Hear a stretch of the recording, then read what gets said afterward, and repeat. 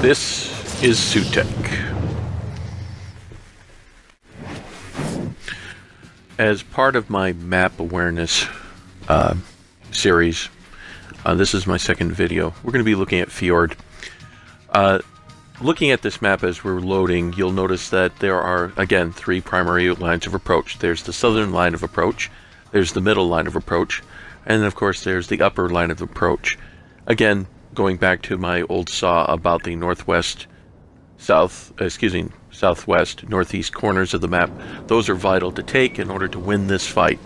But all three lines of approach need to be defended, and you need to dominate those lines. One of the beautiful things about Fjord is that if you hold the center, you can support your right flank or your left flank in either a defensive standpoint or actually launch an attack.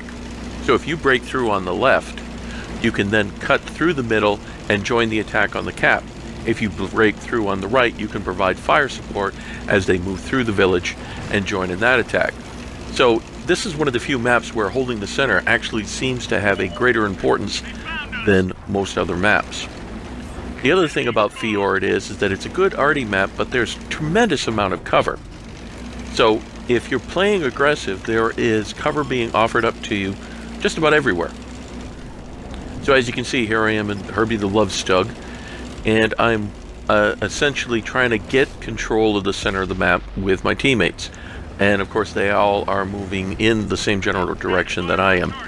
One of the troubling aspects, of course, is on the right we do not have a single tank, except for one TD that's kind of hanging back. So, looking at the map as this game develops, you'll notice that so far the most we've spotted is tanks in the middle. We have some tanks coming on the B and C lines, and they're moving into that northeast corner. So hopefully they'll be able to take that corner and begin their drive on the cap. Meanwhile, we're shutting down what appears to be their main push through the middle. Now, just to talk a minute about my Stug, due to its low profile, its really good gun, and its great speed, I am more comfortable in this position than I would be in a taller TD. As you'll see that I'm definitely going to be taking fire, but I can bounce just as good as not. So right now we've shut down their main push. They are not going around on what would be our right, and we are still moving up into the our left-hand corner, which is the A0 corner.